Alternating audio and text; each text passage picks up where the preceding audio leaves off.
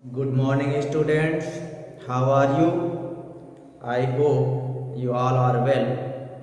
I'm Rajendra Dwivedi from MKPS Pendra, and here we study physics.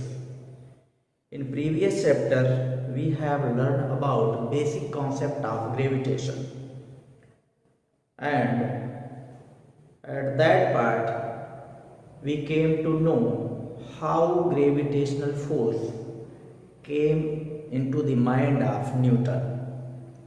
In this lecture, we will know universal law of gravitation which was given by Isaac Newton. Okay, so let us start. According to Newton, any two objects in the universe attract to each other. Suppose these are two objects, okay, any two objects, they will always attract to each other, okay. Now this force of attraction depends on two things. Force of attraction due to gravitation depends on two factors. One is how much mass they have, means product of their masses. Force of attraction is directly proportional to product of their masses. Product means multiplication of their masses. Suppose mass of one object is m1 and mass of another object is m2, then product will be m1 into m2, okay. So one factor is product of their masses and another factor is distance between them. Then force of attraction between any two objects is directly proportional to product of their masses and inversely proportional to square of the distance between them. It means we can mathematically write force of attraction at proportional to product of their masses, means m1 m2. You can write this way m1 into m2, but simply we write m1 into m2, okay. You can write here as proportional to m1 m2. This is your first step. Second, force of attraction is inversely proportional to square of the distance between. Here d is the distance between both objects, okay. So force of attraction will be inversely proportional to square of the distance between them. So let us summarize the statement. Any two objects in the universe attract to each other. Any two objects, let's suppose these are two objects, any two objects in the universe attract to each other. This is our first statement. Now second, force of attraction between any two objects is directly proportional to product of their masses. Force of attraction between any two objects is directly proportional to product of their masses and inversely proportional to square of the distance between them. This is all, okay. तो बेटा बहुत simple है, कोई भी दो object है universe में, कोई भी दो ऑब्जेक्ट है, उनके बीच फोर्स ऑफ अट्रैक्शन लगेगा, यानी कि उनके बीच ग्रेविटेशनल फोर्स लगेगा। ये हमेशा ही अट्रैक्टिव नेचर का होगा, मीन्स वो रिपेल नहीं करेंगे, वो हमेशा एक दूसरे को अट्रैक्ट करेंगे। बॉडी ए बी को अट्रैक्ट करेगी, बॉडी बी बॉडी ए को अट्रैक्ट करेगी, और ये हमेशा होगा किन्हीं भी दो ऑब्जेक्ट के लिए होगा, कोई भी दो ऑब्जेक्ट यूनिवर्स में, ठीक है।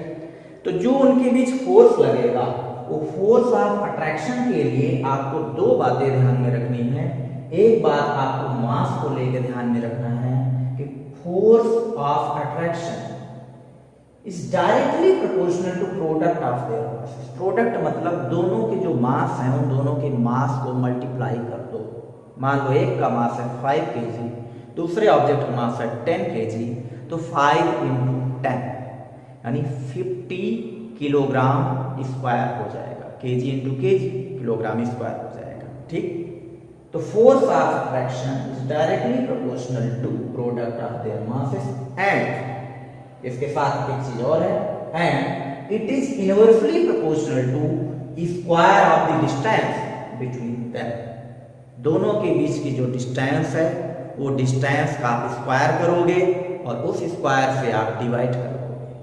फॉर एग्जांपल मान लेते हैं कि दोनों ऑब्जेक्ट के बीच की डिस्टेंस है 2 मीटर, तो आप 2 का स्क्वायर करोगे आपको 4 मिलेगा, आप 4 से डिवाइड करोगे तो कंबाइनली आप लिख सकते हो इसको F proportional to m1 m2 upon d square. अब प्रोपोर्शनल का साइन है, इसका मतलब कुछ न कुछ कांस्टेंट आएगा। ठीक है, जहां प्रोपोर्शनल का साइन होता है वो अर्थात तो कुछ कांस्टेंट वैल्यू यानी एक फिक्स वैल्यू आती है। तो यहां पर हम जैसे प्रोपोर्शनल का साइन हटाएंगे तो हमें कांस्टेंट मिलेगा F is equal to capital G m1 m2 upon d square. ये आपका फार्मूला है, ये आपको हमेशा याद रखना है। This is your main formula. Force of attraction between any two objects. तो आप फार्मूला बोलोगे F is equal to capital G m1 m2 upon d square, where m1 is mass of first object, m2 is mass of second object, d is the distance between both objects and capital G is universal gravitational constant। Simply आप constant कह सकते हो। ठीक है, gravitational force constant भी कह सकते हो क्योंकि ग्रेविटेशनल फोर्स है और उसमें कांस्टेंट आता है, तो ग्रेविटेशनल फोर्स कांस्टेंट भी कह सकते हैं, लेकिन इसका फेमस नेम, ठीक है, जनरल नेम है यूनिवर्सल ग्रेविटेशनल कांस्टेंट। ठीक है, अब इसकी वैल्यू अपन निकाल सकते हैं। ठीक, इसकी वैल्यू आपको सिंपली अभी याद रखना है, हायर क्लास में हम इसको और डिटेल में पढ़ते हैं। इसकी वैल्यू होती है, सबसे पहले आप इसकी वैल्यू निकालोगे तो ये क्या हो जाएगा आपका F d square equal to G m1 m2 G is equal to F d square m1 m2। यहां से हमें यूनिट पता पड़ती, इसलिए हमने फार्मूले को लिखा। जब वैल्यू आप रखोगे ये मिलेगी 6.67 इंटू 10 टू द पावर -11। और अब आपको यूनिट लिखनी है तो फोर्स की यूनिट लिखोगे न्यूटन,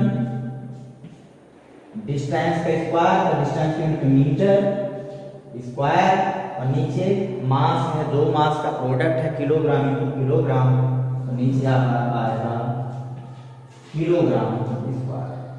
तो कैपिटल G की वैल्यू है 6.67 into 10 to the power -11 newton metre square पर केजी स्क्वायर। ये आपको वैल्यू याद रखनी है। ये यूनिवर्सल ग्रेविटेशनल कांस्टेंट की वैल्यू कभी भी नहीं बदलेगी। यूनिवर्स में कहीं भी चले जाओ, कैसी भी कंडीशन ले लो, ये कभी भी चेंज नहीं होगी। तो आपको ये ध्यान रखना है, एक तो इसकी वैल्यू, ये आपको फार्मूला ध्यान रखना है। अब क्वेश्चन उठता है ये जो आपका यूनिवर्सल लॉ ऑफ ग्रेविटेशन, इसको यूनिवर्सल लॉ क्यों कहते हैं? सिंपल है, ये किसी भी कंडीशन के लिए वैलिड है।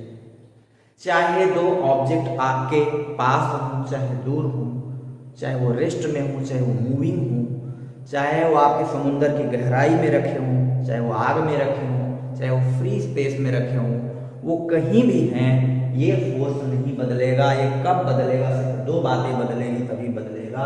पहला, अगर मास बदल जाए ऑब्जेक्ट के, यानी आप ऑब्जेक्ट ही बदल दो तो बदल जाएगा। दूसरा, अगर आप डिस्टेंस चेंज कर दो उन दोनों ऑब्जेक्ट के बीच की, भले मास वही रहे, अगर आप डिस्टेंस चेंज करोगे तो फोर्स की वैल्यू बदल जाएगी। इन दो फैक्टर को अगर आप हटा दो, बाकी ऑब्जेक्ट को आप कहीं भी रख दो, इससे कोई फर्क नहीं पड़ता, ये वैल्यू वही आएगी फोर्स की। रेस्ट में है तो भी यही वैल्यू होगी, मोशन में है वो तब भी यही वैल्यू होगी, बशर्ते मास वही हो और डिस्टेंस वही हो। डिस्टेंस ध्यान रखना है, दोनों की जो डिस्टेंस होगी वो दोनों की डिस्टेंस उनके सेंटर ऑफ मास से काउंट की जाती है, यानी जहाँ सेंटर ऑफ मास होगा ऑब्जेक्ट का वहीं से आपको डिस्टेंस काउंट करना है। ऐसा नहीं कि जस्ट बिगिनिंग हुई यहाँ तो आप बस यहाँ से डिस्टेंस मेजर करो, इनका मास का सेंटर जहाँ है वहाँ से डिस्टेंस मेजर होगी। क्या क्या पता पड़ गया इस लॉ से बेटा? इस लॉ से हमने बहुत सारी बातें क्लियर कर ली कि जैसे हम हैं अर्थ सरफेस पे, हमारी बॉडी को अर्थ अट्रैक्ट कर रही, हम भी उतने ही फोर्स से अर्थ को अट्रैक्ट कर रहे हैं, लेकिन अर्थ का मास ज़्यादा है तो उसकी ग्रेविटी हम पे ज़्यादा लगती है, इसलिए हम अर्थ से हमेशा चिपके रहते हैं।